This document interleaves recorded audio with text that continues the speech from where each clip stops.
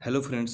तो अब हम लोग जो डीएनए जो टॉपिक हमारे है चैप्टर, ये जो हमारा मोलिकुलर बेसिस ऑफ इनहेरिटेंस में है जो डीएनए है, उस टॉपिक का कुछ हम लोग क्वेश्चन देख रहे हैं। जैसे नंबर ऑफ न्यूक्लियोटाइड इन 5174 में नंबर ऑफ न्यूक्लियोटाइड कितना है? तो 5386। 5174 किस टाइप का वायरस है? तो बैक्टीरियोफाजिक है।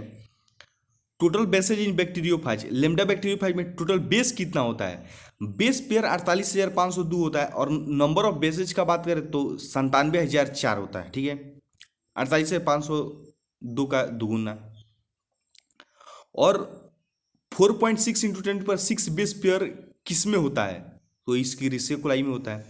Diploid content of human DNA के हेप्लॉयड कंटेंट में 3.3 इंटू 10⁹ बेस पेयर होता है। हेप्लॉयड कंटेंट में 3.3 इंटू 10⁹ बेस पेयर। अब अगर डिप्लॉयड कंटेंट पूछे तो फिर उसका दुगुना कर देंगे। Nitrogenous bases in the linked deoxy form of the uridine, uridine के डिऑक्सी फॉर्म में, यूरिडीन का डिऑक्सी फॉर्म क्या होता है? तो यूरिडीन का जो डिऑक्सी फॉर्म होता है वो डिऑक्सीथाइमिडीन होता है। चूंकि यूरिडीन जो पाया जाता है वह आरएनए में पाया जाता है, और डिऑक्सी यानी डीएनए का बात कर रहा था, डीएनए में थाइमिन पाया जाता है, तो डिऑक्सीथाइमिडीन। और thymine and uracil have differences in the, अच्छा, थाइमिन और यूरासिल में डिफरेंस किसका डिफरेंस होता है? बस मिथाइल ग्रुप 5वां नंबर पर ये मिथाइल ग्रुप जुड़ा होता है, उसी का डिफरेंस होता है। DNA was the first identified by, सबसे पहले डीएनए को आइडेंटिफाई किसने किया? फ्रेडरिक मिक्सचर ने। इन ईयर 1869 में।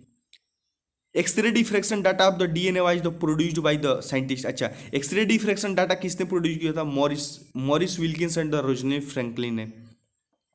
अब है कि double helix DNA was propose in year, मतलब डीएनए डबल हेलिक्स को किस ईयर में प्रोपोज किया गया है? तो 1953 में।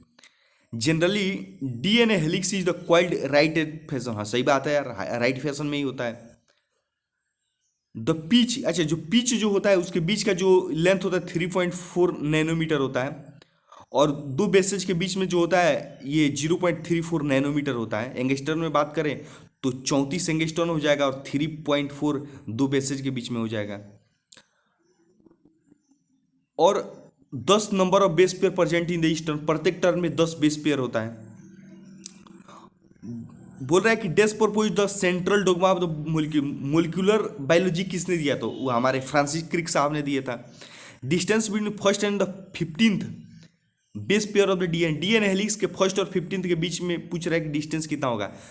तो ये जितना ये बेस बोल रहा है उसमें से नंबर ऑफ बेसेज -2 अगर कर देंगे तो दोनों के बीच का ये फर्स्ट और 15th का बीच का डिस्टेंस आ जाएगा, इंटू 0.34 नैनोमीटर कर देंगे। 0.34 में चूंकि दो बेस पेयर के बीच का जो डिस्टेंस होता है 3.4 नैनोमीटर का होता है। ठीक है।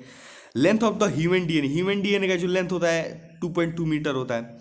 Histone are rich in the amino acid, अच्छा, हिस्टोन जो होता है वो हमारा बेसिक एमिनो एसिड होता है, वो आर्जिनिन और लाइसिन से रिच होता है।